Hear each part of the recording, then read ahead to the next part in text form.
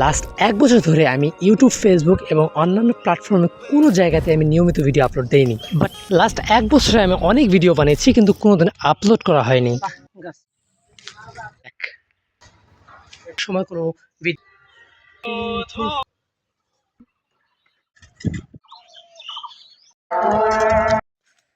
একটা জিনিস লাগে, ওই জিনিসটা হলে খুব